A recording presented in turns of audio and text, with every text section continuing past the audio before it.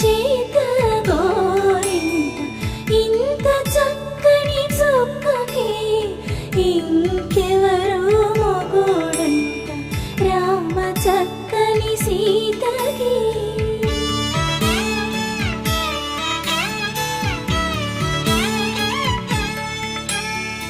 ఉడత వీపున